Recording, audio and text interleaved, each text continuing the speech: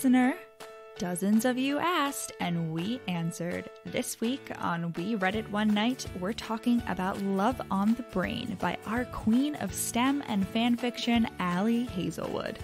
This time, Ali hits us with an enemy-to-lovers couple so powerful you'll find yourself wondering how the heck she's going to redeem this total asshole of a hero.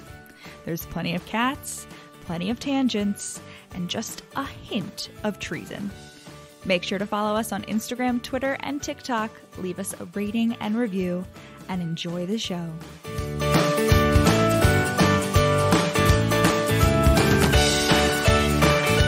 I have multiple things to talk about. I don't remember what some of them mean. No, okay, I do remember. Okay. For the bugs. I definitely told you this. The bugs? The bugs parallel universe theory. Right? Okay, so what if – this was just like a shower thought I had like a few weeks ago at this point. But what if like bugs – like well, I'm including bugs broadly defined. What does that mean? All right, so imagine the spider in the corner of your shower, right?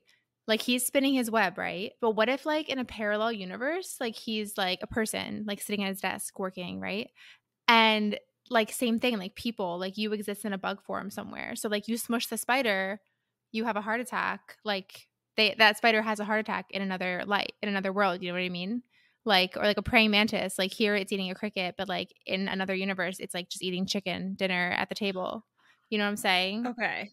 Okay, so my question is, for clarity's purpose, I'm imagining two scenarios here. One, either if you're the bug, but also a person, like, are you also seeing through the bug's eyes at the same time as you're seeing through the person eyes? Yes. I mean, obviously not. Or is like, it a situation, aware? like, are you like, yeah, are you aware? Or is No, it a obviously situation not. like, or else you'd be aware right now. Like, obviously well, not. I don't know. Or I you'd be thought aware. you were going to be like, oh, it explains sometimes when you have those like floaters in your eyes, that's your bug eyes. No. See, I was imagining, I was like, or is it like in the Percy Jackson, I'm sure this is not exclusive to Percy Jackson, but like how the Greek gods, like they can have multiple forms like in multiple places at once, and they're all like, no, it's more like that, I guess. Yeah, I mean, I guess, yeah, it's like that. So anyway, be kind to bugs. That's the moral of the story. Nice mug. You could be killing someone's father. Exactly. No, really, like sudden, like unexplainable deaths. It's just like you've been stomped. They're done. You are the fruit flies in my very ineffective natural fruit fly trap. Like, first of all, I hate the smell of vinegar. Like, my bathroom smells like ass. No, I added dish soap, which is what it says to do online. And I've literally had like multiple people firsthand account tell me that works. I was told to like put like a cover with holes in it. I did catch one fruit fly. What? You didn't put a cover with holes on it? What's the point of that? It keeps them inside. But they die. So the point of the dish soap and the vinegar was that they would die. Yeah, but they don't fall directly in sometimes. Sometimes they just crawl in, they sniff around. So this is to prevent them from getting out. Also, if you add a banana peel, it'll attract more of them. I'm not really interested in like playing around with this because I fall for this. Like I have fruit flies like maybe like once every like 3 to 4 years. And every time I fall for this bullshit and it's never worked once. Like I've definitely tried. Like I just remember over the years, like it's a long enough time interval that I get tricked every time. And then as soon as I do it, like 3 days later, I'm like, wait, this doesn't fucking work. And my bathroom smells like ass. Like I hate the smell of vinegar. Oh. It's horrible. But yeah. Speaking of the cat scale, I have a new theory for how to find a trustworthy car mechanic, like someone who will be like honest. You know, obviously like, you know, car mechanics are like a valuable service, like they deserve to be paid. But like for me personally, like knowing nothing about cars, I feel like it's so easy for like the local pep boys to like completely lie to me. And that's definitely happened before, you know, and like just charge you at the wazoo. But I had a great mechanic in Nashville and I, fingers crossed, found one here. And the way you tell is you go there and if there's at least like one stray cat and like ideally a litter of kittens, you know it's good. Like that, people listen. That's how you know, okay? I don't make the rules. I'm just sharing them with you. Well, it's like how like dogs like have a good sense of like whether someone's good. You know, if animals don't like you. Oh, for sure. It's a red flag. Yes. So that is what you look for. You will go there. They will help you out and it will all be great. Speaking of stray cats, there are quite a few stray cats in today's book. Oh my God. I cannot, like this book is just like, even like setting aside the plot, setting aside the romance, like put that all to one side. just the sheer number of just like, I don't even know how to describe it, like personal memes, like things that to me are like, oh my God, like this is like my book that are in this book. Like just the number of cats, the number of fun facts, the fact that like every single location is everywhere that I've been forced to live. Like, Well, no, not Baltimore. Not Baltimore, but that's, yeah. That was like a detour though. So, you know, Okay. I did drive through Baltimore like a month ago. I don't know. But yeah, no, wonderful. The book The book is Love on the Brain. Must be, it has some theme song, Love on the Brain. by Ali Hazelwood. Woohoo! Which you all, if you would like to know the power of listener suggestions, this was not just one listener suggestion. This was like 10 listener suggestions. Was it really? Like, I cannot describe to you the number of DMs and emails that we have received asking to do this book. And you know what? We were going to do this book, but it was originally scheduled for later in the year. No, but so I y'all was are like, getting we it need to do early. it. Yeah. I know Rachel was willing, Yeah. but I'm saying y'all are getting it early because of the listener suggestion. So I'm just saying, like, comrades, like, mobilize, you know, like, gather together and submit your listeners' suggestions if you really want a book to be done, because that's what happened here. Oh my God. It's a movement.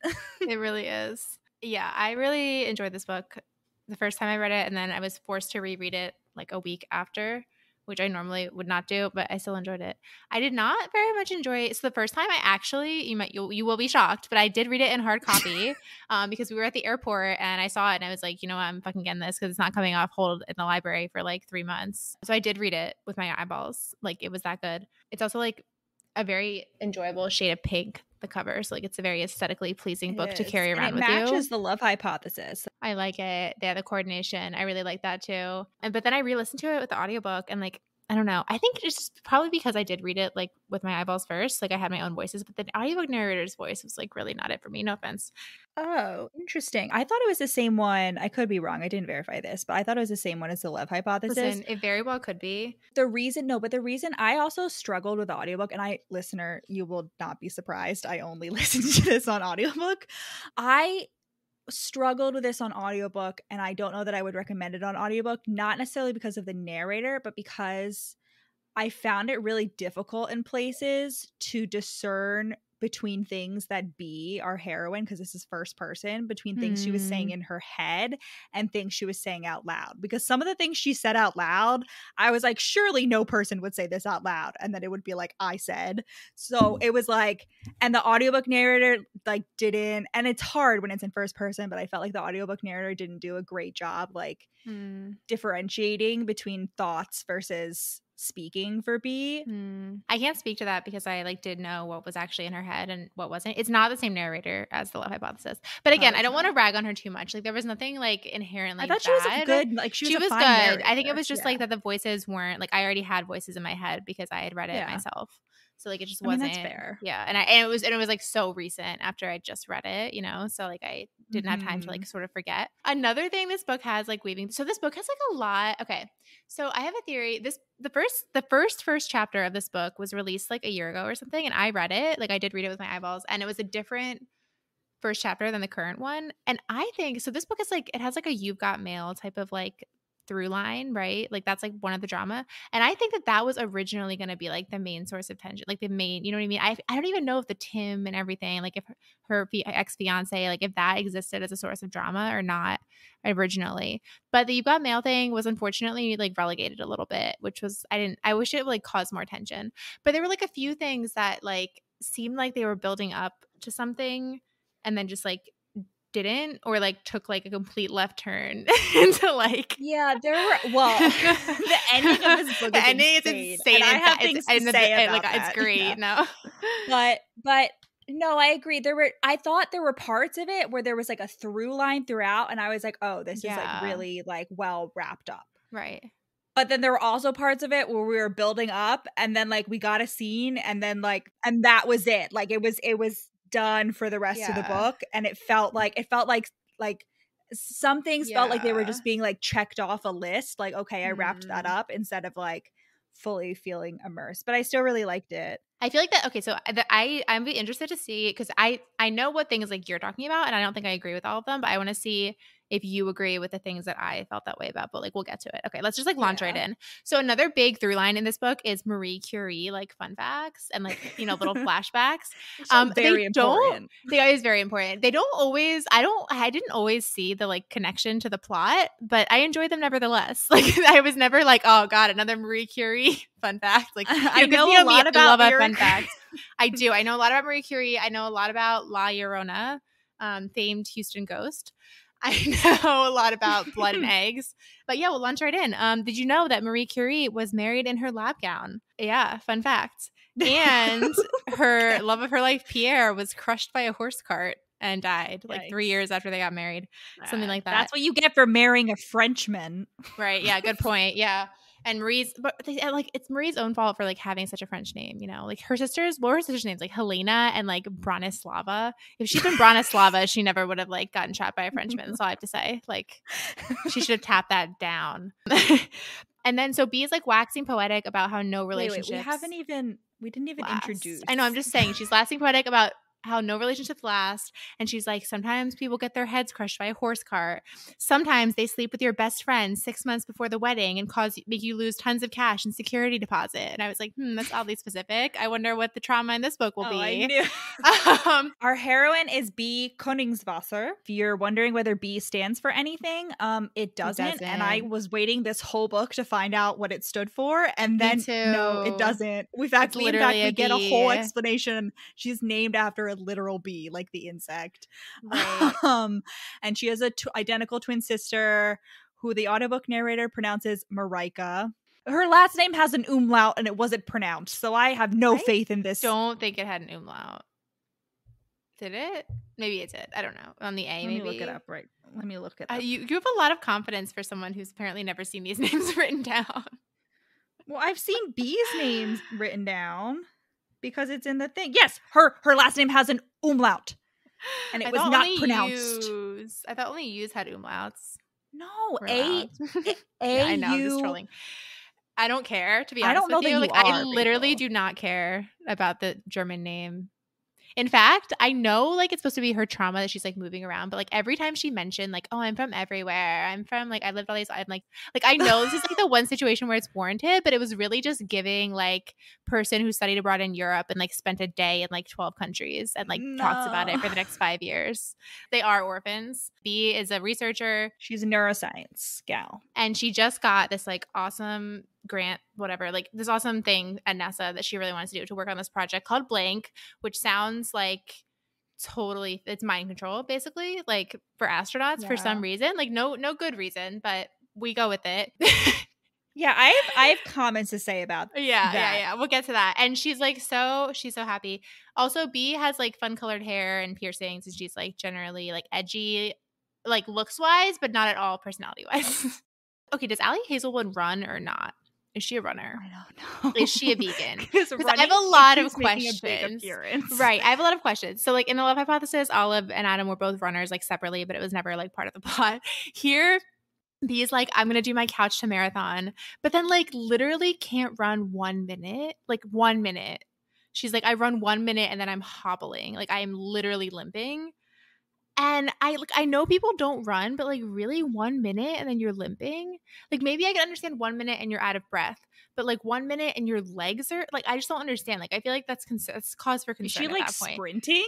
Yeah, maybe. Like maybe she's okay. I guess people just don't know how to pace themselves. I guess that could be it. Right, I guess so. But even like 12-year-old me, like I guess But anyways, she's and then she comes home and we have our first cat appearance. She bakes treats for elderly Phineas, the local cat next door, and we never see him again after this. I know, we don't get an update on Phineas. What the fuck? There are a few things that we don't get an update on by the end of this book, and I was like, what? Yeah, no, she finds out she gets to co-lead a project at NASA. But when she finds out, she's like, I have to like make sure that I'm quiet because my neighbor once filed a noise complaint for listening to 90s female alt rock without headphones. And I'm like, I'm going to need more information here before I'm on your side, B. Right, because like how loud were you listening to this music? In a cubicle. Like girl. Like in an office. She's in like a cubicle. Well, I guess not technically a cubicle. It's like an office, but it's like the walls are thin. Like No, I thought she was in her apartment. No, this was at work because she like gets the news at work and then she's like, I think she's like, oh, I'm screaming for joy, but I have to be quiet because like. Oh, I thought it was because she brought up Phineas, and Phineas is definitely at her house. Mm. Anyway, regardless, I was like, I'm gonna need more information. Also, like, are we talking about like Gwen Stefani, like No Doubt? Are we talking about like Alanis Morissette? And we are talking about Alanis Morissette. It's like mentioned later. But I was like, quite frankly, listen, I'm as big a fan of You Oughta Know as the next gal. But if someone were blasting You Oughta Know loud enough that I could hear it through my walls, I also would be like turn it the fuck down. Right, like it's not about what the song is. It's like, why are you imposing your song on me personally? But it's like different with music versus like talking, because like in college, right, in freshman year, like my neighbor was like always knocking on our door and telling us to be quiet, right? And like sometimes it would be like midnight and I'd be like, yeah, that's fair, like my friends and I are all in the room, we're talking pretty loudly, I understand you want us to be quiet. But sometimes it's 4 p.m, I win the Hamilton lottery and I'm being excited and she knocks on the door and tells me to be quiet, and I was like, ma'am, it's 4 p.m in a college dorm. So like, this is a very nuanced situation. It is. But I would say music, no. I know that my roommate in Queens, she would always, anytime we had a party, she would always bake cookies for like our next door neighbor and the people that lived above us and below us, and being like, we're having a party tonight, here's some cookies for the noise. Oh yeah, that's a good idea. Yeah, honestly, you gotta butter people up. Yeah. Okay, so she's like celebrating the whole weekend, and then dun dun dun, she finds out that she has a co-lead, and it's Levi Ward.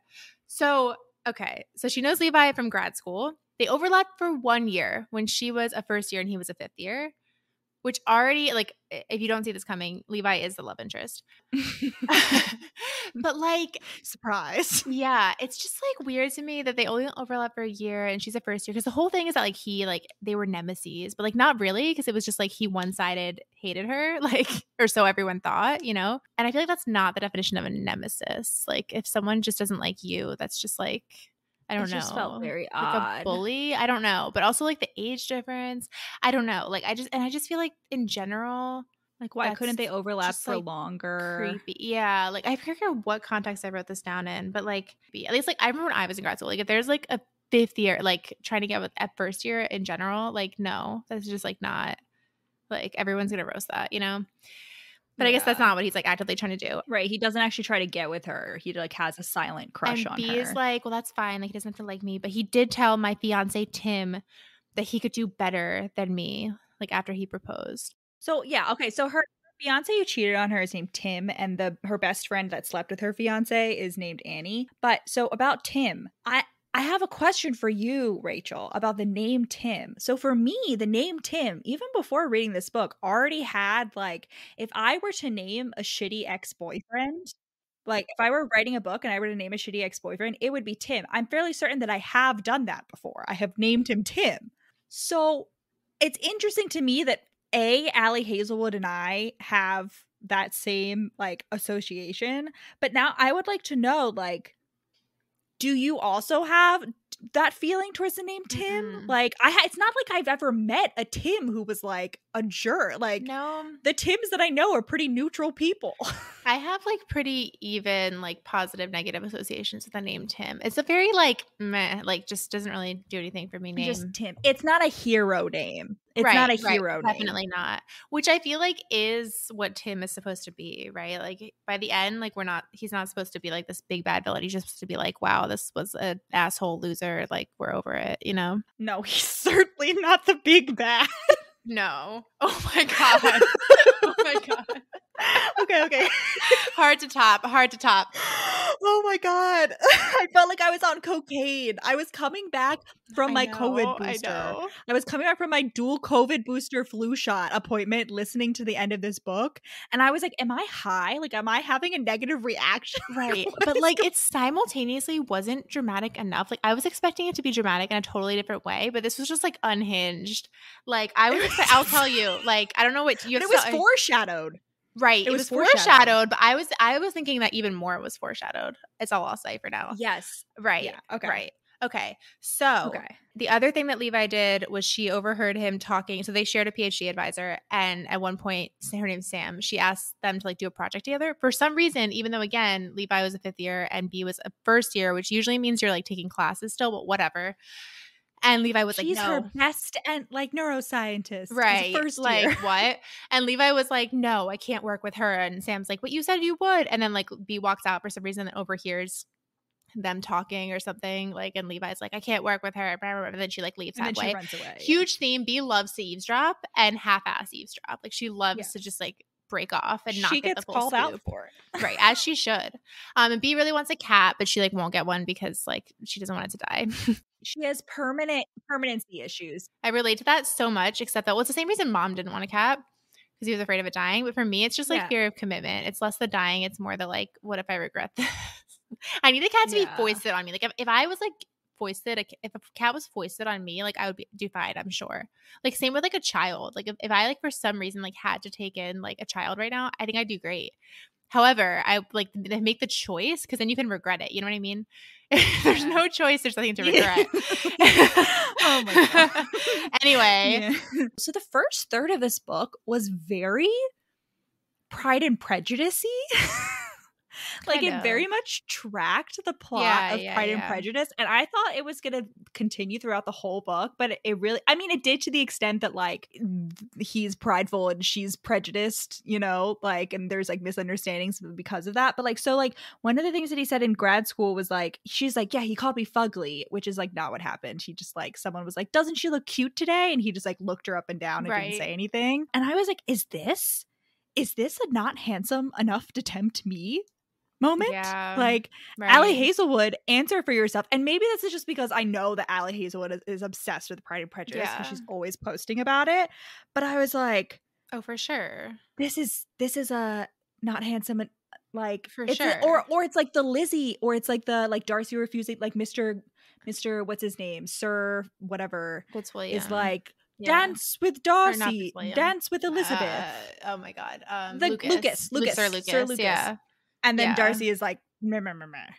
Yeah. No, it totally was. What? It turns out to like not be, but it was. She's okay. So I had a question for you that I forgot to write down, but I just remembered it.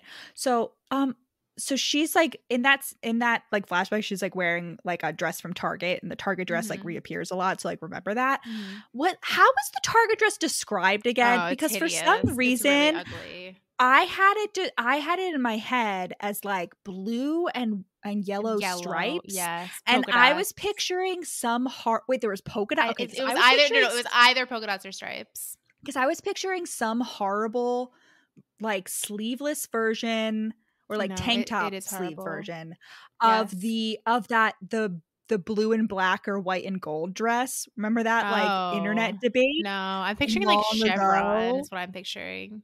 I was picturing that dress. Yeah. No, it's not cute the way it's described. It's really not. Which I don't want to say that because I bet Ali Hazelwood like owns that dress. Like no offense. Like I get it. You bought it like 10 years ago. It's not my style. It's no. It probably was my style at some point. It's like, you know, I'm just picturing like, yeah, but it's fine. It's just like one of those, you know, $12 off the rack. The way she's describing Levi though, I'm genuinely, I cannot remember at all how she describes him, but I wrote like the way she's describing Levi is giving me very not like other boys vibes. And I was like, is this a new genre of character? And like that didn't turn out to be like, you know, his character. But I was like, I feel like at one point she says like Levi was not like other men. No. She said like he wasn't like the other. He was a man. He wasn't like the other boys in the lab. Like like I was like no. But that's are we getting a new? Is Ali Hazelwood creating a new character? Yeah, he's described as Adam, but like with green eyes. Like that's basically it physically. Adam from the Love Hypothesis. Oh, and I think also the reason she was like, because he's like, I guess like, I don't know, the best shorthand I can come up with is like he's a prep in her mind, like in grad school, because she's like, a guy like Levi wouldn't have found a girl with blue ombre hair and a septum piercing attractive anyway. And that was when I had the thought where I was like, really? Is that? Are we going there? Like, I is that mean, what I was picturing with that was like he's like a fucking like Eagle Scout who like won't be alone with a woman. Like sure? that's what I No, was but like thinking. it was Like like specifically the blue ombre hair and the septum piercing, and I was like, that seems. I mean, I'm sure there are people who are like aren't attracted to that, but I was like, are or aren't that aren't. Like, I'm sure the aren't. people that are like, I prefer people that don't have piercings and don't and have like natural colored hair. I'm sure that those people exist and that's fine. But like it just felt very like I was like, this feels a little ebony dementia Raven way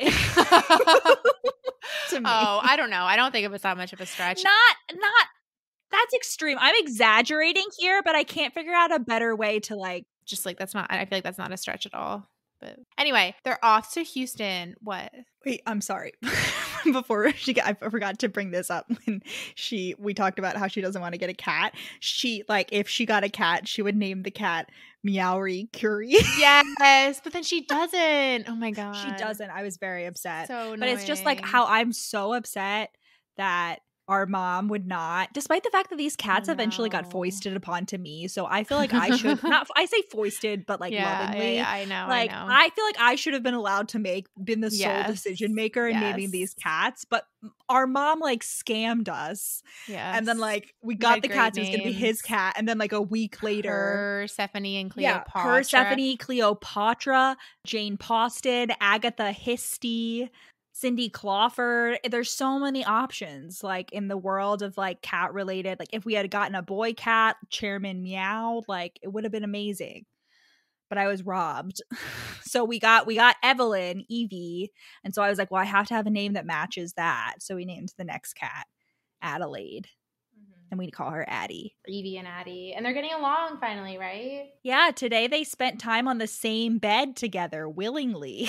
So very much progress. All right, she's off to Houston with her lab assistant Rocio. I still don't know what the correct. Yeah, I know that that's how the audiobook narrator says it, right? But like again, why are we taking her word on that but not literally anything else? It's Rocio in Spanish, Rocio, Latin American Spanish. Rocio, dear listener. And she's great. She's like goth, manic pixie dream girl, full of fun facts. It's wonderful. However, well, apparently, okay, here's the thing. Her part of her character is making up fake fun facts and like throwing in like real ones sometimes.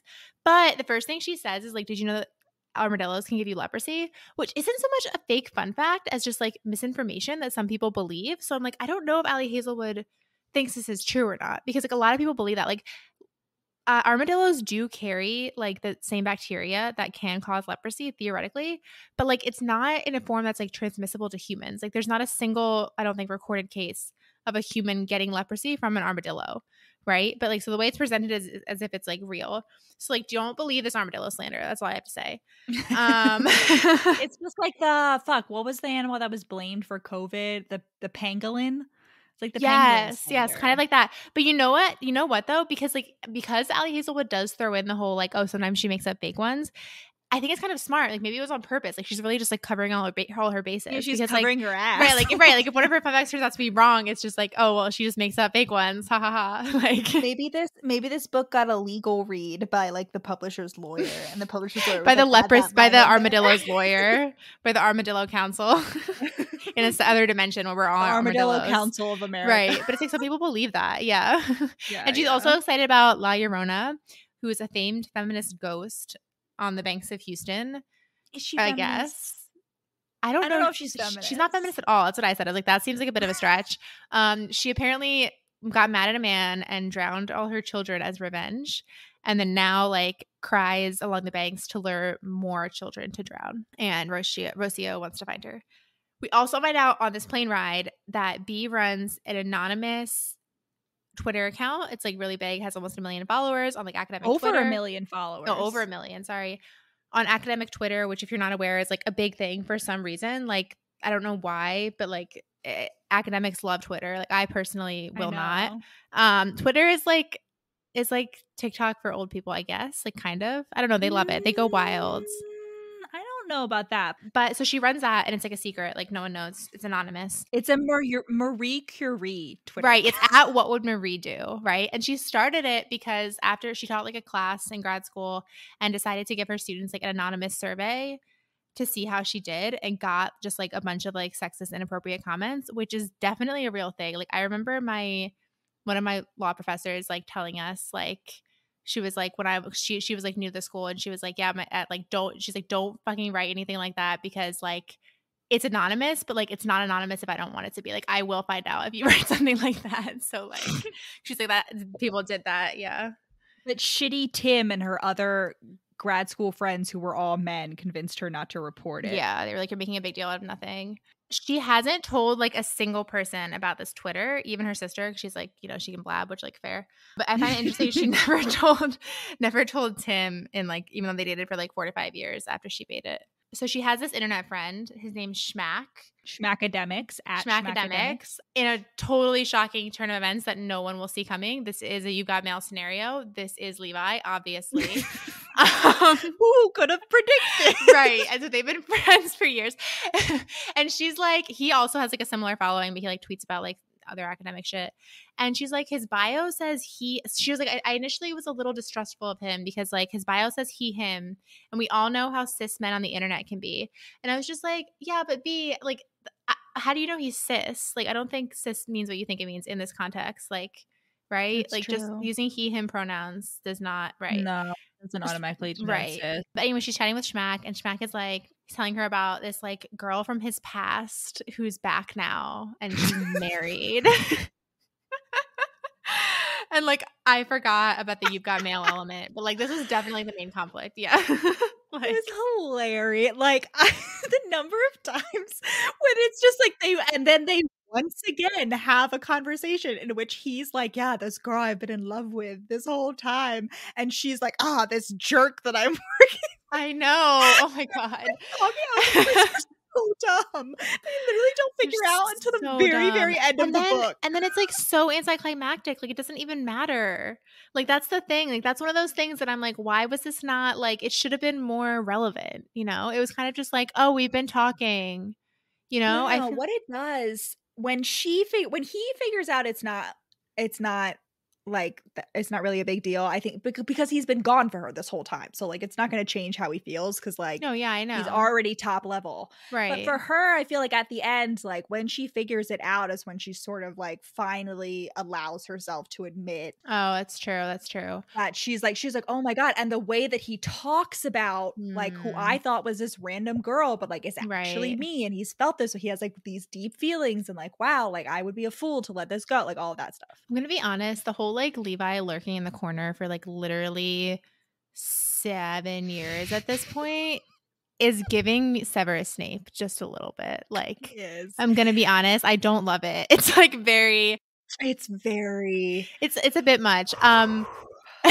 Yeah, so he's talking about this girl and like how, yeah, whatever, he's gone for her, she's married. Well, and like to B's credit, like she knows that she's not married, so like why would she ever think it's her, you know? And Schmack never tells her that he knows the girl isn't married. B does wear her grandmother's wedding ring, like just for on funsies. her left hand, right. Why? And her twin sister Marika, who we didn't mention. We did, I guess. I'm just gonna say Marika, like I don't know, Rika, whatever. Riki, Rafiki, I don't know.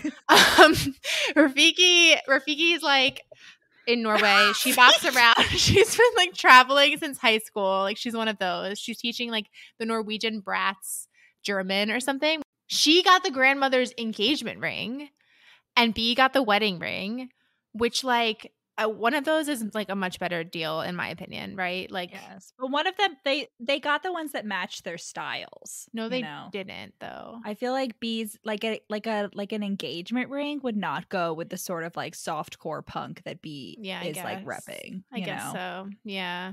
Oh, so okay, wait. Now that we finally have introduced the twin Rika, whatever, Marika, and B, and B is just like literally B. It's like I feel like I keep seeing TikToks or like I don't know, just in general, like it's like there's the sibling that has the fun name and the sibling that has the boring name, right?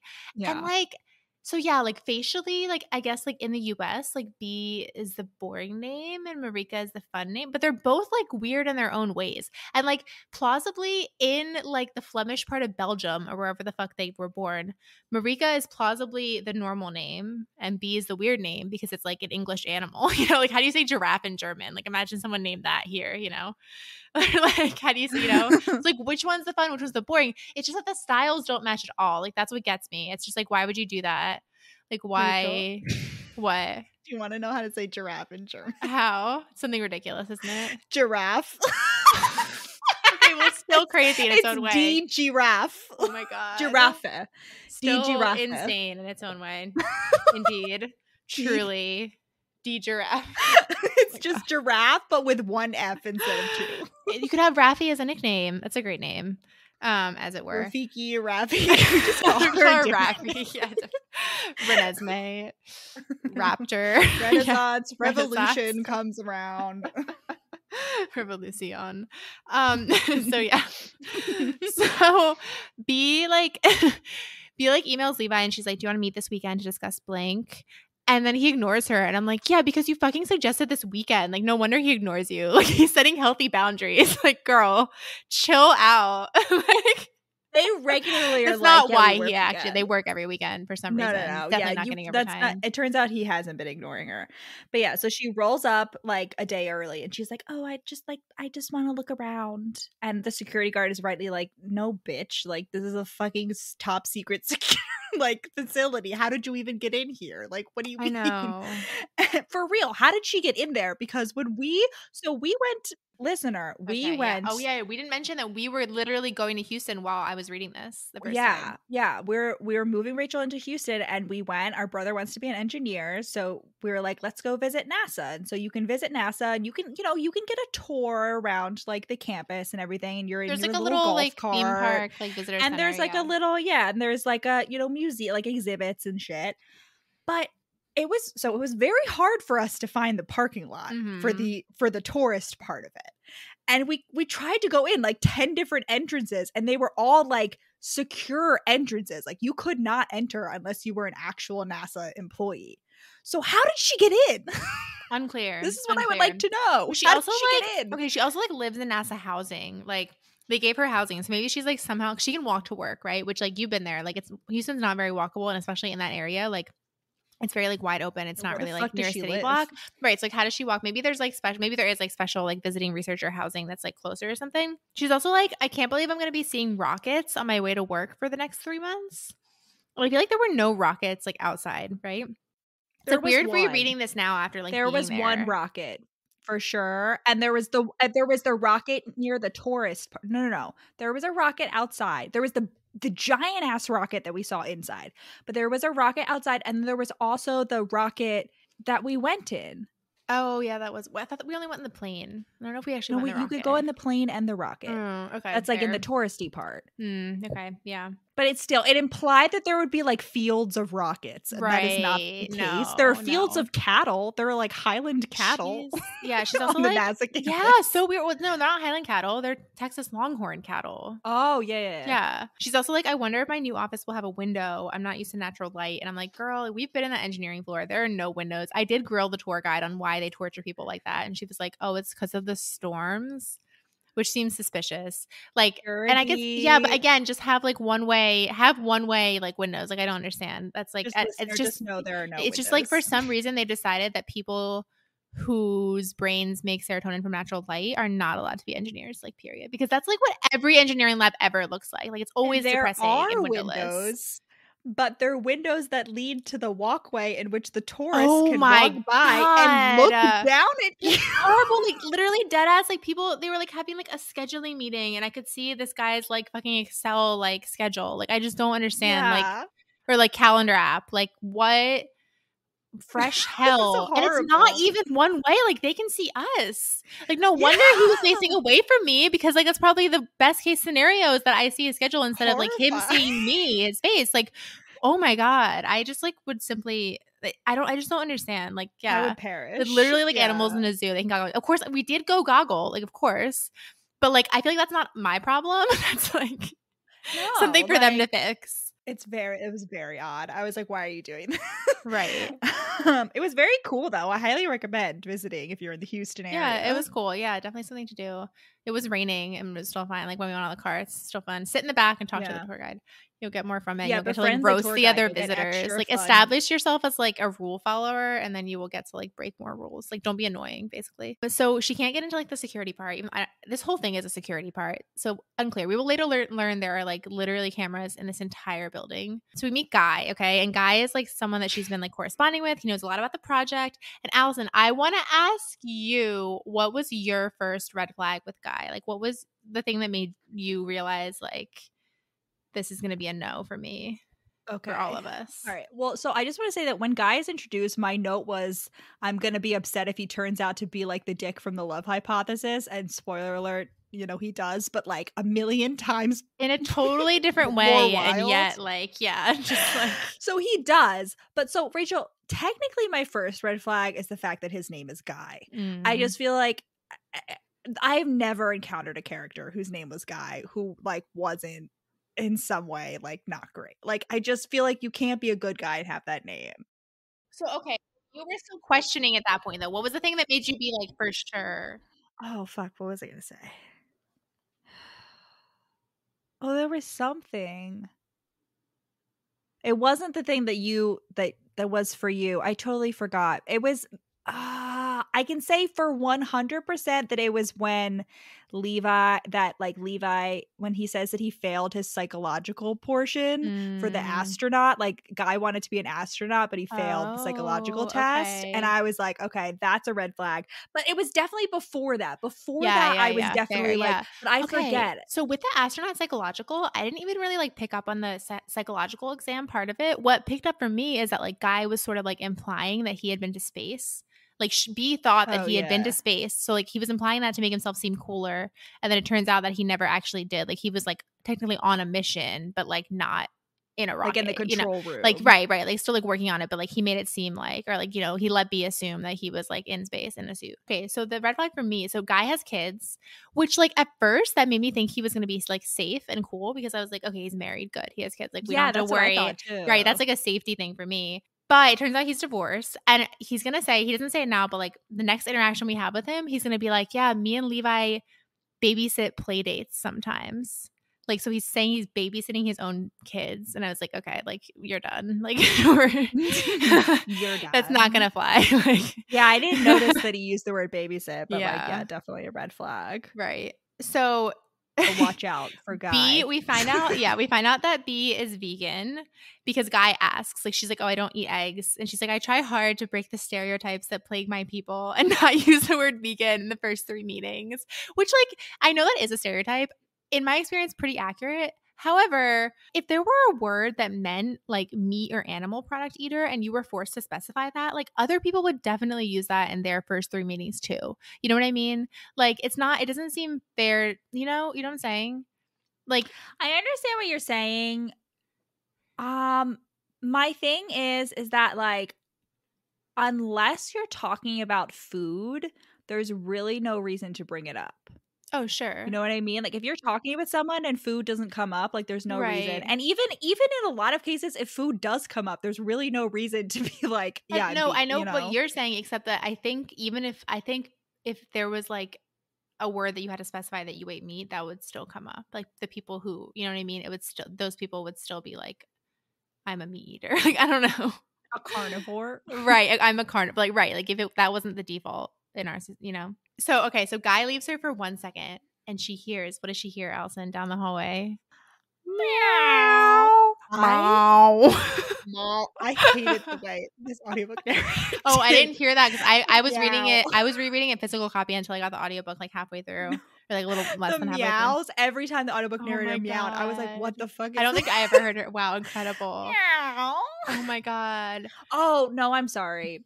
That was an unfair roast of the audiobook narrator. I'm thinking of the book I read right before this also involved a kitten.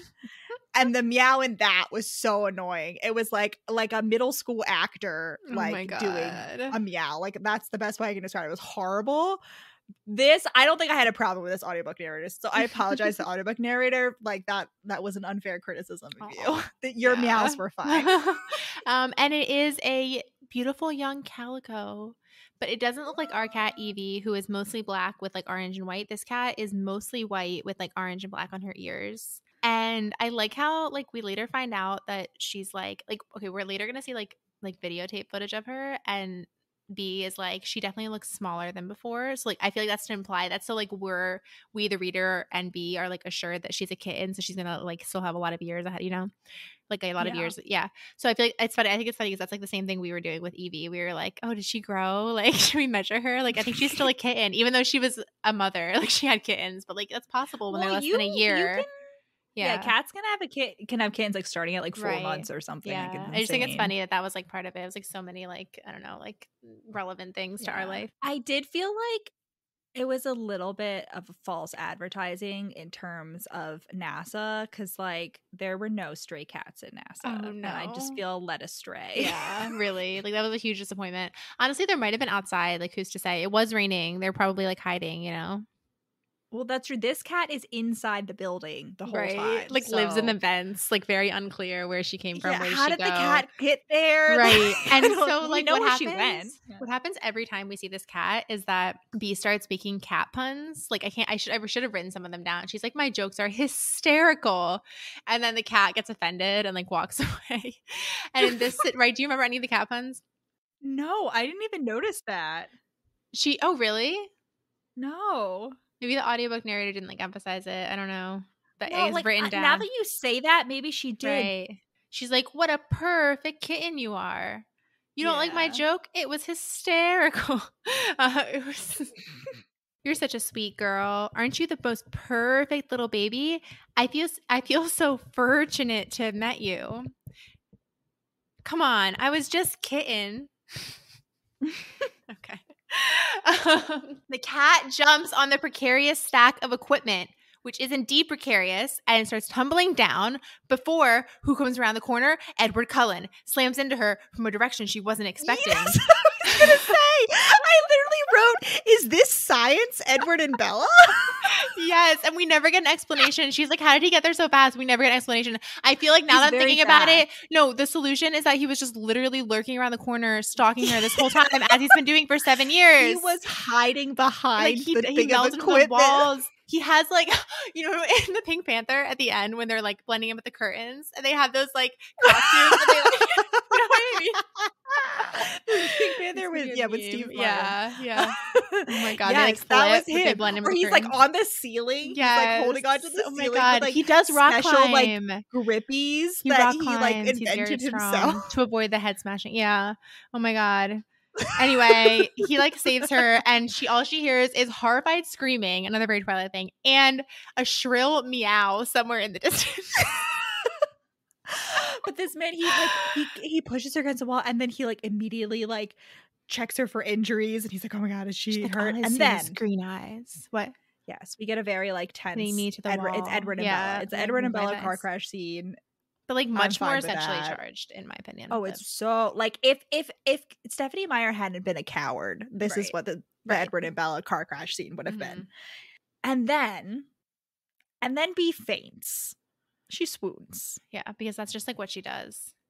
And yeah, apparently she faints all the time. And she's like, yeah, I've been to, doctors and they just can't figure out what's wrong with me. And I'm like, ma'am, this is dangerous. Like, what if you're driving and then you just like, you're like, she's like, oh, I have messed up blood pressure. I was like, there are blood pressure, like girl, you need to get this figured out because this is a very dangerous, like, what if you're like at the fucking Grand Canyon and then she has a fear of heights. She looks down at the Grand Canyon. She fucking passes out, falls. Right. No, that's a good point. This is not explained. Like, I was like, you need to undergo some serious testing. I mean, it sounds like she has, but like, yeah, how is she allowed to drive? Because it sounds just as dangerous as like, yeah, because like if you have she's like narcolepsy, like what is it? Like, does she need a dog? Does she need like an alert, a service dog Right. that No, it will like really alert does. her? No, now that you just said that, it really does sound like narcolepsy. Like, that's exactly Well, narcolepsy. that's what I wrote. I was like, Right? is it going to be like revealed that she is narco? No. No. No, but that is what narcolepsy, it's literally when you're scared or, like, excited or something. Yeah. Yeah, that's like, or sometimes for some people, it's like whenever you have a strong emotional reaction, that's Yeah. literally what And it is, that's like. basically what happens. Right. Yeah, I don't know why I didn't put that together. I just accepted it for some reason. I was like, "Okay, like, that's I was fine." I was like, I what also the expected it to fuck? matter for something, and it just doesn't. Right? That's No, just another thing where it it's like. matters so that Levi can constantly carry her like a swooning Right. damsel. That's why it matters. Right, but he could just, Yeah, yeah. I swore, and I thought, later on there's like a little kid character who's like introduced that has epilepsy. And Right. so I was like, oh, like maybe this'll help B like figure out what her weird medical condition. No. No. It just No, I really didn't even think of it because, like, whatever. Like, I guess it's your own personal safety, but it's like I didn't even think of the element of like, what if you're operating heavy machinery and putting everyone else No, at risk? Like, yeah. what? She's fucking operates like she's doing like brain stimulation. What if she like sees a Right. spider and fucking passes out when someone's like Oh, hooked up to her right, brain? right. Like Yeah, like this what? is very The brain thing is just dangerous. very dangerous in general. Like, that brain thing is Yes. whack. There's no way that's a real I thing. have things to say. I We'll also get have it. to say, further to my theory that like the You Got Mail plot was the original like main drama of this book. Like, I just remember like the original first chapter was this rescue scene, I'm pretty sure. But like there was also like a random girl from grad school that she ran into, but definitely, or like someone that she just met, like some friend, but like there was no mention of like the Annie. I wonder if I can find it. I'd be interested to see like how much it's changed. I mean, it makes sense that it would like if it was published a year out, like she Oh, for hadn't sure, even for finished sure. I'm just writing the book at curious. that Yeah, yeah, point. yeah. Maybe, Yeah. yeah. Yeah. It's interesting because there was a whole discussion. There was like a whole, Twitter controversy, TM. And it turned out to be about this book and Ali Hazelwood, but like it took me a very long time to figure that out because no one was naming names. It was like all these like vague subtweets. I was like, what is going on? But it was basically like she said in some interview where she was like basically like her agent like gave her a bunch of was like feeding her tropes, and then like she wrote the book. So people were like, oh, like, like all these struggling authors, and then like you have this author who like is just getting fed tropes by her agent and writing the book.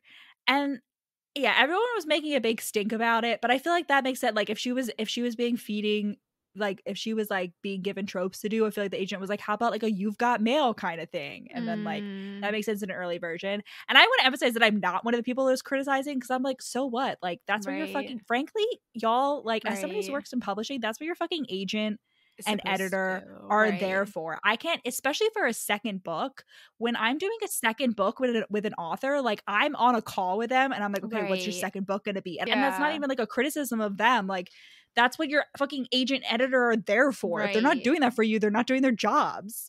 Yeah. No, it's giving Obama teleprompter, like, quote unquote scandal. Like, that's what it's giving for me. Like, you know what I'm Yeah. talking about? I don't know if anyone else. Why is this the second time I've like thought of this in 2 No, I days? remember. I don't know if yeah, circa like 2008. This probably was not a drama for the majority of the country, but for our corner of like talk radio insanity that our dad listened to, I guess like President Obama was giving a speech and like the teleprompter glitched, so he like didn't know what to say next. And like me, an impressionable 8th grader, like I believed it because they were like, well, he's in such an idiot. Like, and look, they made it seem like he was like caught out, like as if everyone in the world like wrote their own speeches, and he was like caught out that he like didn't like, I guess, write his own speech and memorize it.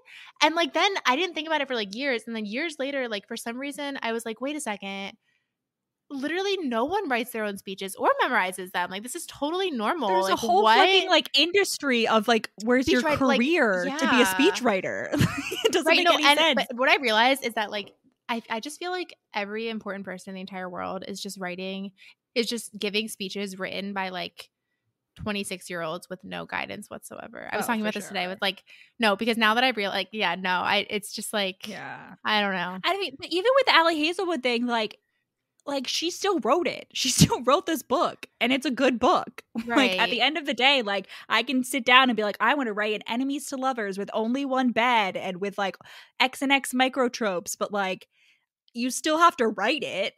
And like the same person can take the same 20 tropes and put them in a book. and like they're gonna turn out wildly different. Like Mhm. what? Like, welcome to the romance genre, my dude. It's like all fucking tropes. No, but even like taking it to the extreme of like you literally didn't write the book, but you're still using your name to sell. Isn't that what ghostwriting is? And like we've all collectively decided that we don't have a problem with that. And I always thought that was weird. Like, I don't know. I'm not going to like get on my high horse about it. I always thought it was weird, but like everyone's okay with that. So like, why are you, I just don't understand. There's a whole industry. And no one's like mad about that. No one's like, oh my God. Yeah. Moving on.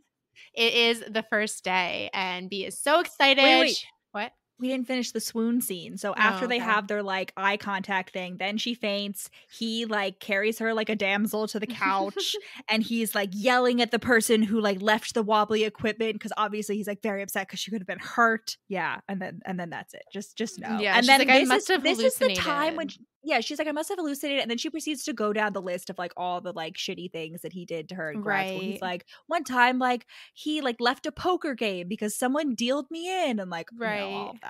Right. He's like, one time he stood for like an entire lab meeting rather than take the one empty seat next to me, which is like bold. My shoulders hurt just thinking about that. I don't know if anyone else gets stiff shoulders from like standing for too long or like walking in weird position. My lower back hurts, but my lower back just kind of hurts all the time now. Yeah. I need to do some course. I need to fix my posture. Anyway, hot yoga. It's her first day. It's her first day. She's so excited.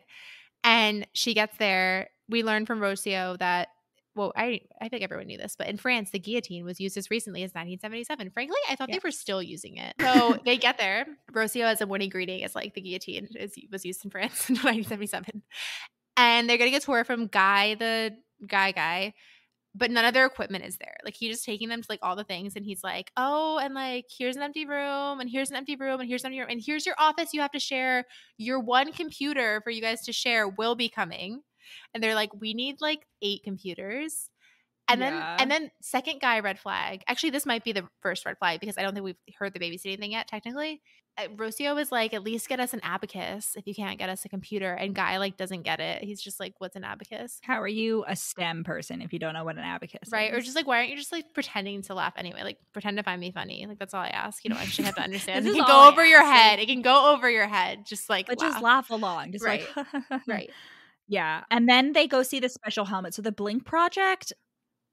Okay. It's like I said the first time I read this, I was like, Allison, this is whack. Like either Ali Hazelwood I think is a neuroscientist, so she knows about it. But I was like, either that or like she's just completely making this up. And you were like, well, she's a neuroscientist. Like she probably knows more than you do, Rachel. But like, no, this is just like whack. It's just like a helmet where they can stimulate pieces of your brain and make you do shit. Like forget how to sing. No, like command. Make it better. No, that's the goal, but that's not any of the experiments we see. No, here's my thing. I know, but that's stupid. It's so stupid. It's like to reduce attention. It's whack. It sounds sci-fi-y. I believe that it exists, or that the technology, like even if they're not specifically doing this, I believe that Ali Hazelwood is basing this all off on things that are scientifically possible. Because I definitely remember there being like talking about experiments where like, yeah, if you stimulate this part of the brain, the person is more of this, like, and this is like if you stimulate Broca's area, he like forgets the lyrics to songs. And then like the other stuff is like if you stimulate this, he has more concentration. Like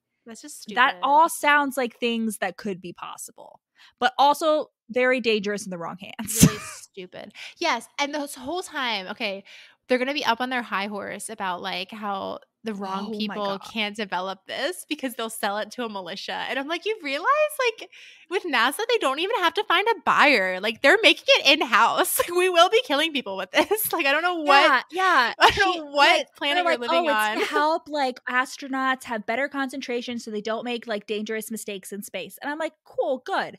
But then later on, she's like, oh, like because there's this other company that's also doing it that we find out. And she's like, oh, but they're just gonna sell it to the highest bidder. Like humans don't need like more ways to get better at killing each other. And I'm like, my dude, do you understand the number of NASA inventions? Like the US military probably funded directly by for sure. Like the US military owes so much to The U.S. to military the is fucking probably discoveries like of somehow NASA. NASA's number one funder. Like if it's not No, Elon Musk, like it's the U.S. military. yeah, Like that's what I'm saying. that's And where it we're was like I at. was like, what? Like you're really gonna get on your high, like you're still working for a US government agency, and a lot of NASA people are like former Air Force pilots. And like, you know what I mean? Like there's Right. a lot of ex-military people who become astronauts. Right. Well, Levi's like military obsessed family is like, it'd be good enough if you could at least be an astronaut. So like they consider it, right? They consider But it. that was like, I was thinking when they were like, yeah, Levi's family like hates him. It's a very hating game situation. Anyway, but I was thinking, I was like, technically, I was like, if you want to talk about usefulness to the U.S. Armed Forces, Levi probably has them all beat. Like in terms of what he's done, because he worked at JPL and now he works at NASA. Like I was like, he's absolutely like on the front lines of like fucking stuff that's used for drone tech. Like, don't tell me, you know? Right. Like This whole book just refused to acknowledge that NASA is a fucking weird. US government agency, and a lot of its technology is also used for killing people. Right. Like it's like, not doesn't just even for matter. space. It wouldn't even matter if NASA was or was not like closely, it doesn't even matter if they're actually closely related to the military. Whatever any agency makes, I feel like will definitely, if it's useful to the military will be getting, like they will get their grubby mitts on it one way or another. Like, frankly, there's no way. Like, no, it's probably a direct pipeline. But anyway, she's like immediately she's like, oh, well, the holes are in the wrong place in the helmet, blah, blah, blah. And like someone's like, oh, well, that's like not the original like Levi, whatever. And she's like, well, like, I bet Dr. Ward probably doesn't know anything about the angular gyrus, like whatever, like sick burn. Okay. As Levi walks in behind her. So she of course like he's says standing it behind her. right. Naturally. Yeah. And then they all go off to have like a meeting and donuts. And Guy is like, oh, there's one vegan donut. It's that blue one in the corner. And she's like, oh, good, vegan donut for me. And then Levi takes it. And she's like, oh my God, like what an asshole. He takes my vegan donut. But like thinking back, so like Levi's, spoiler alert, like Levi's vegan. It was his donut. So she would have been taking his. But like, why would B think, like Guy was definitely just like trying to stir the pot there, for sure. Well, that's what I just had the thought. I was like, well, because we learned later on that like Guy was trying to create tension between them. Right. Like, do you think he said that for because sure. like she had just for told sure. him that? Yeah. Right. And I guess like Guy could have like passed on the fact that he was vegan and got her the donut. But like it's bold of her to assume like, oh, there's one vegan donut. It's for me. Like it's for me. Yeah. They got it for me. I mean, she is the co-lead. It's weird. Like I think lead must mean something different in like science academia. Because like for me, like she's not really in charge. Like it doesn't seem like she's in charge. No, she's like more of a consultant than like actual leader. Yeah, she's in charge of like the neuroscience division, but it's literally just her and Rocio. And like he's in charge of like engineering, but they have a full conversation in which like it's made very clear where she's technically also in charge of like engineering. Like the engineers are supposed to listen to her. And like obviously there's a lot of like women in science, sexism, misogyny like stuff in the air. Right. But I never got the sense. I was like, you don't feel like you're leading this project. Like you don't even feel like you're making an effort to lead this project. You know what I mean? It's not like she's trying to and being shot down. Right. Like for a second, I was going to say like maybe lead just means like lead author on the paper or something. But no, she definitely is also like, oh, I'm in charge. But like, yeah. But it also does seem just weird to have someone like coming in from outside when like this is an established working group and like he is essentially their boss to then have like, oh, you have another boss. Just for 3 months, you have another boss. Like, here you go. Yeah. It does seem kind of like a big ask. But whatever. Did we say that she works for the NIH? Oh, yeah. She works for the National Institutes of Health. Yeah. So it's like collaboration. Yeah. It's supposed to be a NASA NIH collaboration. Then they do an icebreaker. They all say their favorite movie. And his favorite movie is also The Empire Strikes Back. Right. And she has this whole thing about how the only women in the room of this like I don't know, it's like I'm assuming it's like 20 people or something. It's her and Rocio and then this girl Kaylee who's Elwood. She's Elwood. She's Science Elwood. Yes. B talks about how her best grad school friend Annie had this like schemata of like there's a cock cluster, there's a worst fest, whatever, like depending on like how many men to women ratio, Yeah, but the moment like after this meeting, like the moment Kaylee and Rocio interact, immediately I was like, as soon as like the goth and the perky blonde like they have like tension, and I was just like, gay, lesbians, tension, And I was like, this is currently the only thing I care about. Because at this point, I really didn't like Levi because I was like, how is he not going to be an asshole here? Like, right. Kaylee's like, oh, we're both left-handed. And Rocio's like, left-handed people are more prone to migraines, allergies, sleep deprivation, alcoholism. I wonder if that's true. Like, okay. I didn't question that. I kind of took that as fact. I was like, is that one of the real ones? Again, she's covered her bases. I was like, I learned to write in Catholic school. So like there's been several points in my life where I'm like, am I actually left-handed? Like, and I get migraines and I have depression and I do things with my left hand. Like I swing a baseball bat and swing a golf club and like do certain things with my left hand. I like the way a lefty would. So like, did the nuns beat this? Did Sister Patricia, is her reign of terror even more than I remember it being? Oh yeah. So can I just say, so Rocio is in a relationship this whole time. She has a boyfriend that she like left behind in Maryland, whatever. And this is not going to be the second time because remember that Schmack is also like in love with a married woman. And B is like totally cool with this. Like she has no problem when she thinks both of these people are cheating. She's like, oh, well, I wouldn't want them to think I'm judging them for cheating. And I'm like, this just doesn't really track with your whole like trust issues. I was cheated on. Like, it's just weird. It just seems out of character for her not to at least be like, hey, Rosie. Because she doesn't think Schmack's going to do anything. So like, there's no reason, you know. But even the fact that she has the thought to be like, hey, Rocio, like, it would be probably cooler if you broke up with Alex like before, you know, like that would be the cool thing to do. Just a tip, or at least like to think like, I don't know. It's just weird. I agree with you that it would be out of character, but I do explicitly remember that when Kaylee and Rocio officially get together, first of all, I just want to say that I totally forgot Rocio had a boyfriend this whole time. So like that was not even front of mind. But when B says it, and spoiler alert, it turns out that she like broke up with her boyfriend before anything happened. No, not Kaylee. before. After. No, before they started hooking up. But when B like has a thought, she's like, oh, they're probably like polyamorous or something. No, she's like, maybe they're poly. Yeah, that's true. That's true. But see, and I wouldn't have thought anything of that if it wasn't for like the Schmack thing where she explicitly has the thought like, oh, I wouldn't want him to think I'm judging him for taking up with a married woman. Like, and so the meeting's over. She goes to try to like catch Levi. And he's like trying to get away, and she grabs him, and she's like, "Oh, like, run!" You reminds me you reminds me of an inmate getting caught by the prison guards, like 2 steps away from the exit to the prison. Oh my god! It's like my cat. It's like Addie before she's trying to steal Evie's food, and like I stop her right before. One time I was having a dream where like I thought I couldn't breathe, and then I woke up and guess who was on my chest.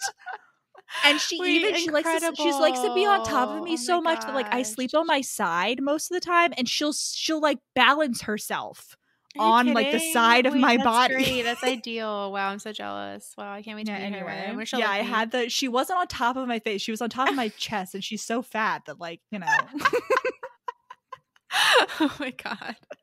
It's not our fault. Anyway, we didn't overfeed her. Speaking of cats, he doesn't believe her about the cat. She's like, oh, sorry about the equipment. There was a cat. And he's like, what? A cat? And she's like, now he thinks I'm making up the cat. Like, wait, am I making up the cat? Did I hallucinate? Like, successful gaslighting. It's a running gag. It's a running gag, but also like definitely like nearly successful gaslight at first. It's a running gag that quickly becomes a gaslight, but like for romantic purposes. It's like romantic gaslight. Right.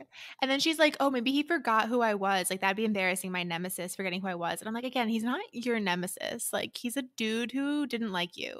That's not the same thing. However, he's like, of course I remember you. And he's like, how's Tim? And she's like, that's a mean question, like thinking, because she assumes that he knows that they broke up because they collaborate together, like on on papers and stuff. And also she's like, everyone knows, like everyone at Pitt knew, like my lab mates, faculty members, janitors, the lady who manned the sandwich station at the cafeteria, like they all knew before I did. So she assumes that like Levi knew too. And Levi's like, he's like, cool. But there's a dress code. So you're going to need to be a little more professional, as he's like in his Houston Marathon t-shirt. And he's like, yeah, like you can't have hair in unnatural colors and like piercings, like blah, blah, blah. And she's like, I really want to kick or punch him. No, what I really want to do is grab his chin and force him to stare at what he clearly considers my ugly, offensive face some more. And I'm like, wow, like What a charged atmosphere. Like, what a, like. Oh my, it's insane. We I would lost also baby like to girl. point out that this man, we have another Darcy reference. This man is constantly clenching his fist, clenching and releasing his fist Is he? I didn't when notice he's that. talking to her Wow. all the time. Yeah. This like every time they talk, his fist is clenched. And I was Yeah. like, it's the 2005 Darcy Hand moment, aka the moment that invented romance in cinema.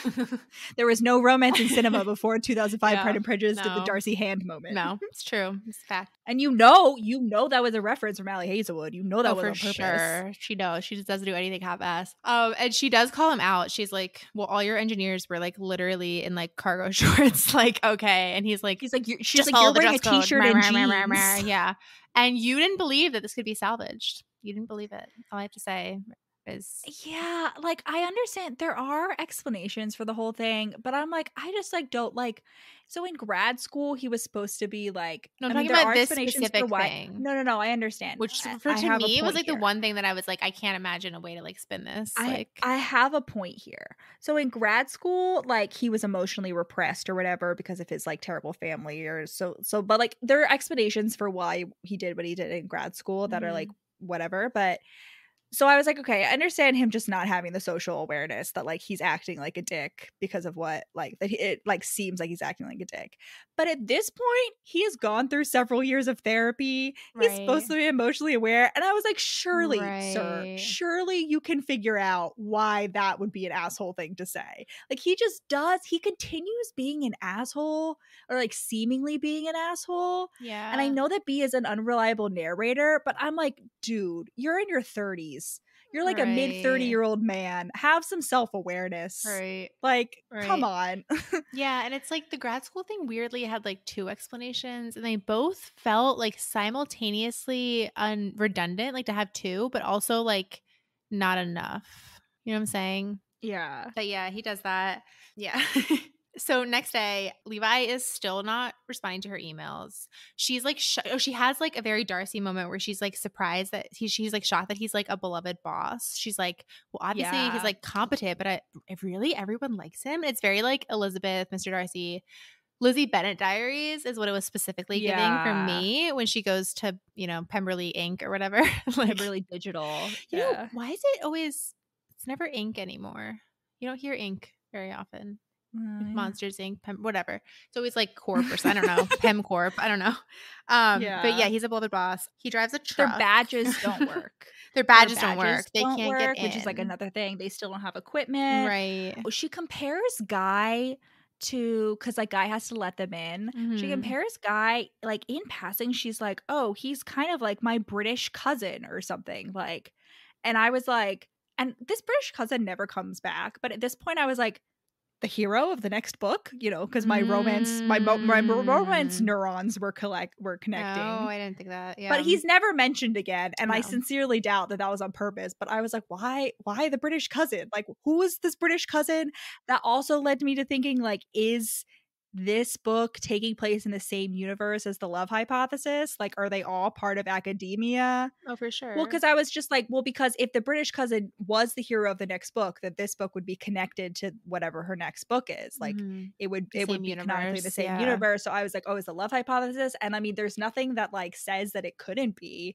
And so I was like, is it possible that we're gonna get like a B and Levi, Adam and Olive, like somehow like a double date, like bonus novella or something, like Ali Hazelwood? I only just realized B and Lee. I don't know. Maybe it'll be Guy, rehabilitated Guy. No, Guy was like, no, you would think. No, I have a lot to say about that because like it was very weird how like laissez-faire they were about that at the end. Like, I was like, is this man? They were like, don't worry, he'll be fired. And I'm like, okay. But Levi was also like, once I've cooled down, like I'll go talk to him. Don't worry. Like he's still one of my oldest friends. I'm like, what are you talking about? What are you talking about? I was like, is it going to be revealed that like fucking that like Guy was the one who pushed Peter off the cliff? Like, is there going to be? No, he is sorry about that. He was sorry about that when he heard. Don't worry. Okay. We're getting to this ending, listener. This ending was just so off the rails.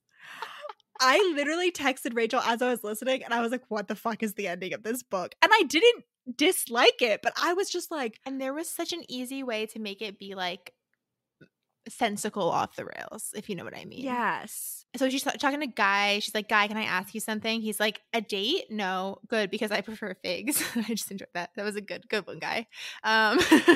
He's very charismatic, unfortunately. Yeah.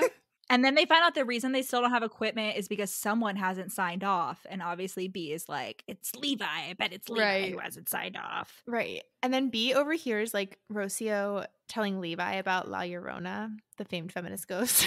And she's like, he can talk. He can talk. He can fly. Anyway. Oh my God. Yeah, he's cool with literally everyone else. This is when we find out the play dates thing. This is when we do the play dates thing. Yeah. Because I was like, Levi has a child? Question mark? Right. He Because doesn't. Guys, He like, doesn't we have a babysit child. play dates together, right? And she thinks he's married. Like, obviously, yeah. So Rocio's like, why do you, like, you and Levi have like beef, don't you? And B's like, well, there's no hiding it. It's so obvious. Like, yeah, we do. We did have a history. Rosie's like, let me guess. You've twisted my arm. You stabbed Levi in the abdomen 69 times and left him for dead, only to be astonished to find him alive when you arrived in Houston. She's like, he was never a fan of me. She nods, like she finds the idea relatable. Yeah, she's great. I mean, she's like a character. She's like, she's like Wednesday Addams. So Rocio's like, you know what you should do? You should ask at what would Marie do on Twitter. You know her? And B's like, what do I do? To play dumb? No, okay. Yeah, I've heard of her. And Rocio's like, I figured, because like you love Marie Curie so much.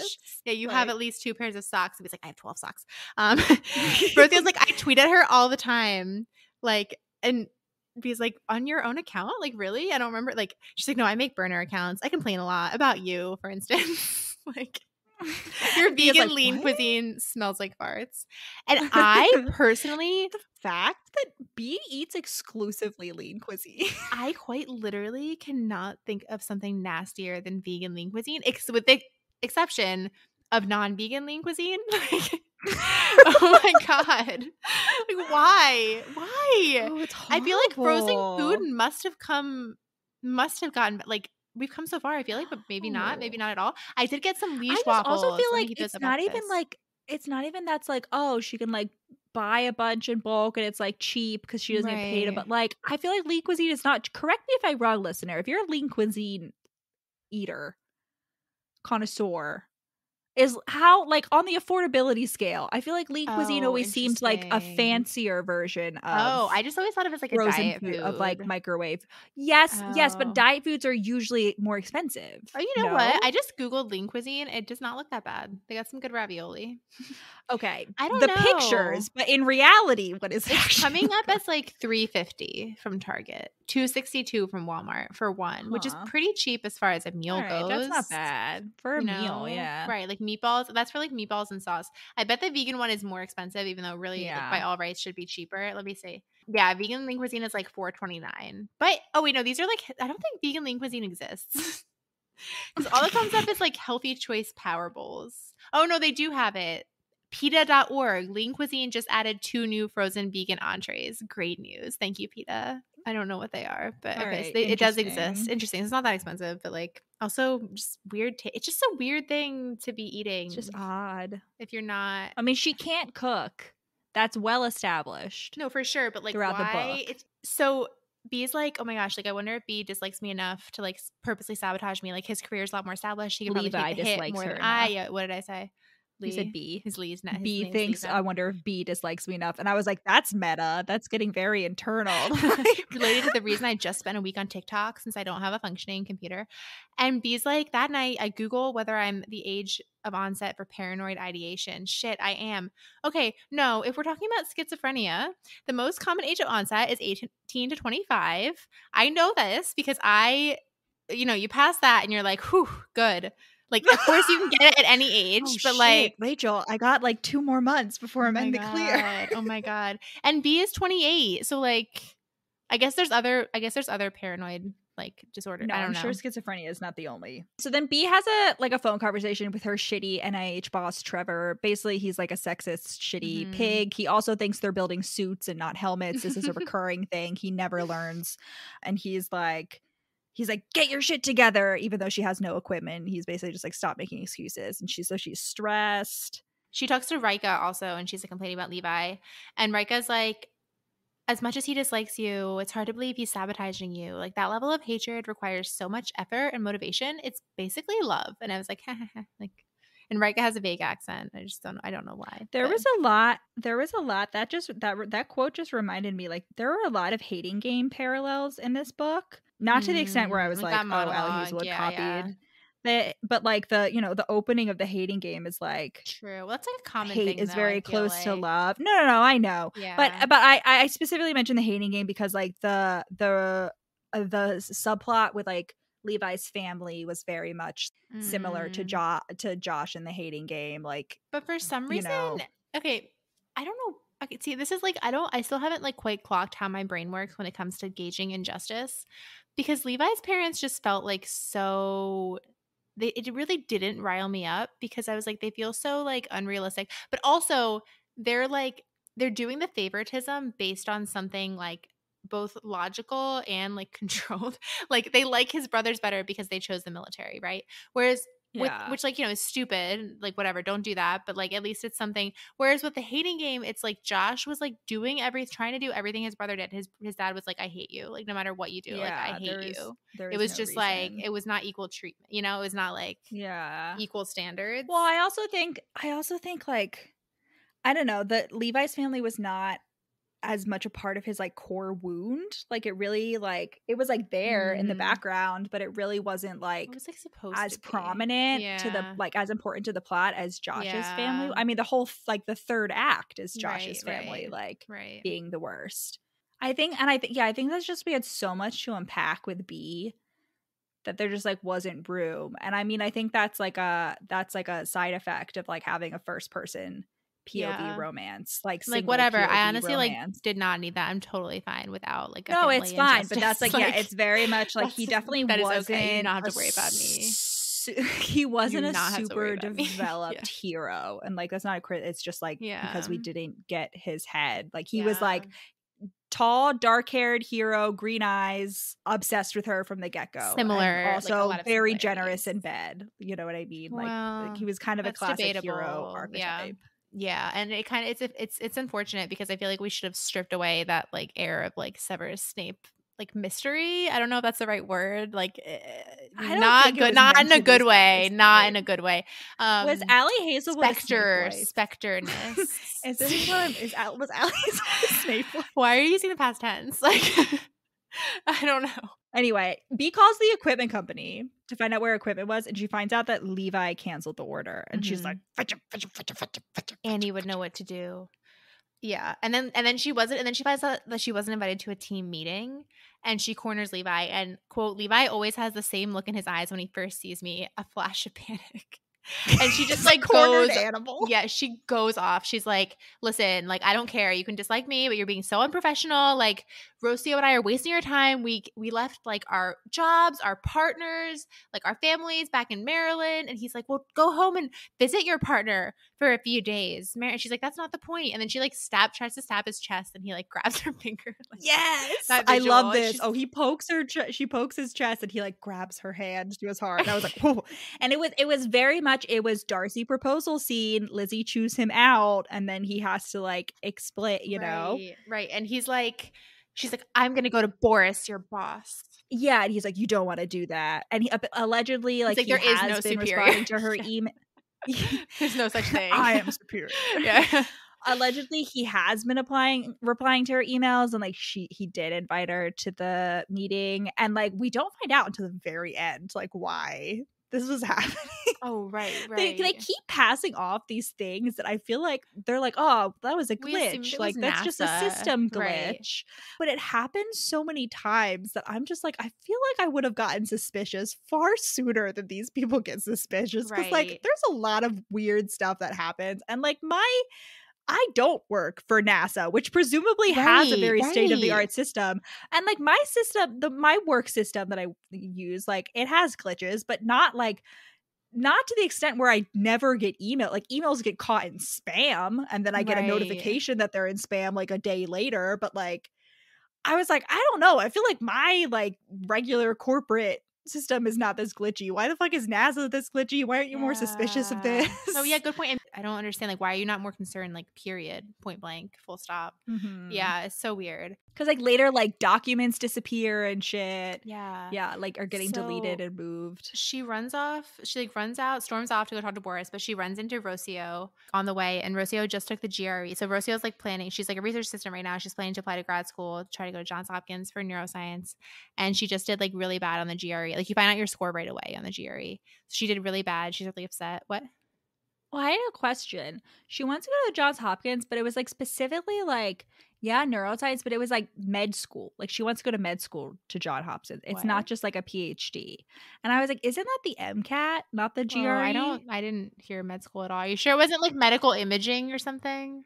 No, something it was like specifically, she was like, I want to go to Johns Hopkins for the like I want to get that's a not medical degree. I don't know. Maybe I misheard, but I was like, that's not the GRE. I don't know. I mean, I believe Ali Hazelwood knows a lot more about grad school admissions than I do.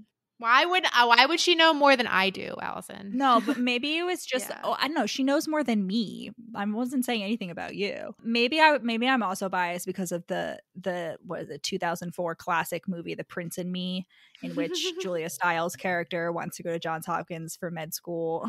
All right, whatever. Yeah, she gets a bad score. So she gets distracted, and Levi gets to Boris first, and she runs up and does, what we might call some classic eavesdropping at this point.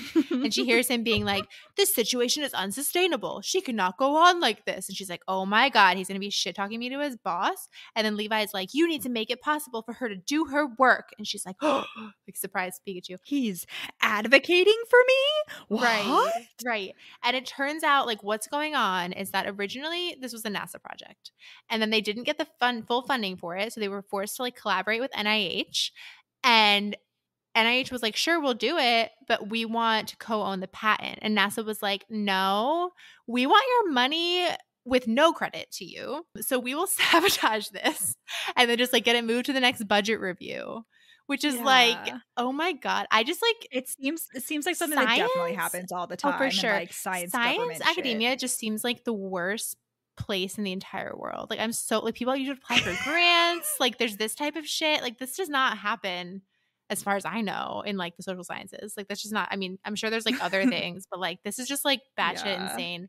Like just to waste like this, I don't know.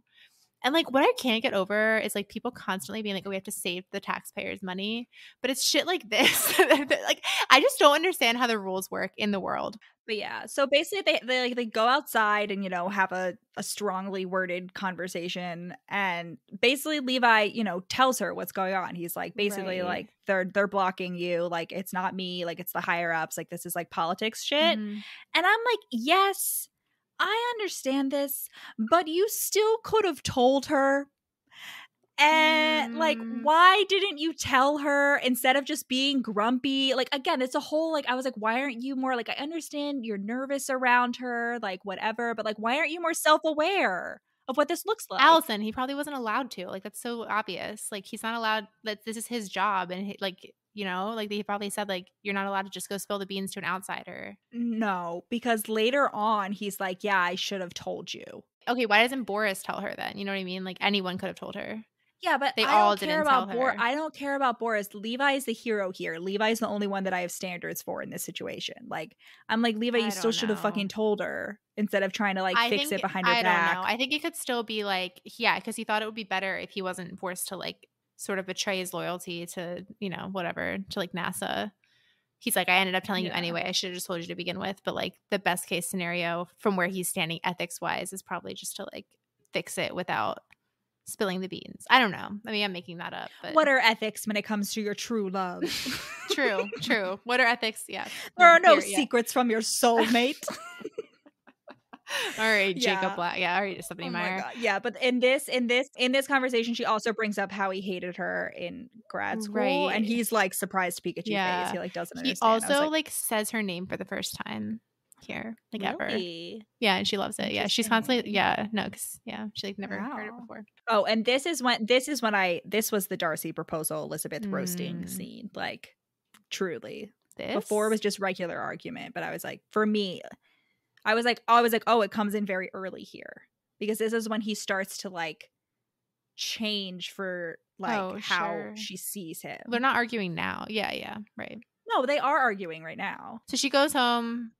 She's depressed, TM. She talks to Schmack. We find out a little tidbit about how he won a Marie Curie bobblehead at the second grade science fair. And again, I just really feel like this whole, you got mail thing should have caused more drama. Whatever. Well, I'm kind of glad that it didn't. So I've seen it done well, but like in this case, I'm glad it wasn't because I don't know, like You've Got Mail is actually like super shitty. Like Tom Hanks is the worst in that. he's like truly like he was like manipulating her left and right because he finds out way earlier on that who Meg Ryan is. Yeah. So like, yeah, I was like, I'm glad like she didn't lean into the You've Got Mail on because like if Levi was like Tom Hanks, that would have been it. Like I would have been like, listen, I don't care what your excuses are. Like we're done. Fair. She gets a call at 6 a.m. from Levi being like, come here 7 a.m. ASAP. And she's like, I feel like he's trying to lure me to a secondary location to like traffic me.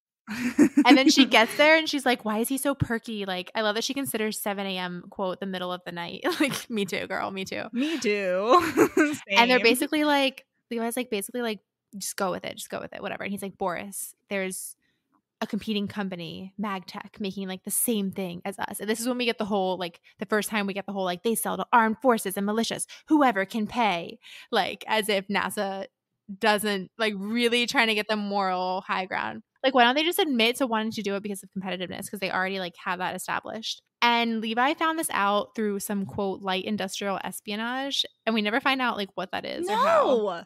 No, we never find out. Yeah, he like slaps down the blueprints and he was like, we can't push this off. Like, we have to do it now. And then he tells her, he's like, there is no neuroscientist I would rather work on this project with. And I was like, why don't you just say you love her already, you dummy?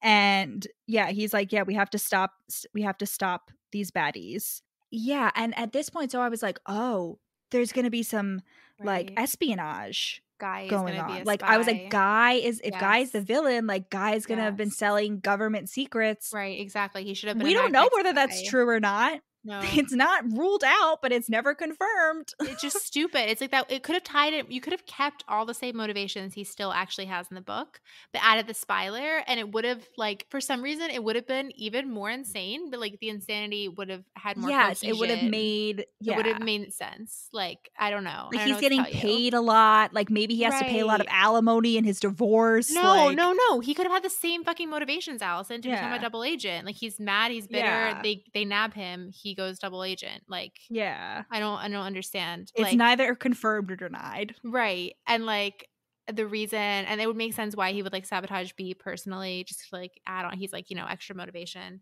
And the last thing I will leave off on is that during this spy conversation, B notices, quote, a tuft of fur on Levi's sleeve. And she's like, does he have a pet?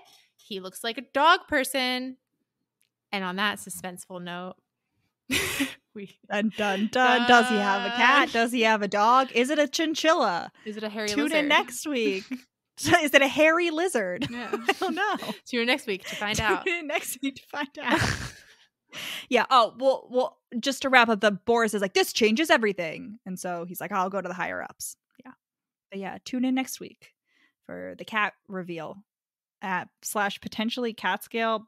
But I don't know. I have a lot of notes. I have a lot of notes. I'm less than halfway for sure.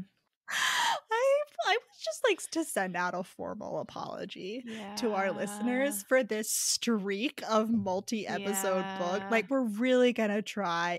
We've been very garrulous. Like we've just been very chatty McGee's over here. Like I just want to give out a formal apology. Like we're really going to make an effort to have that not be the case for the majority of episodes going forward. An effort will consist of.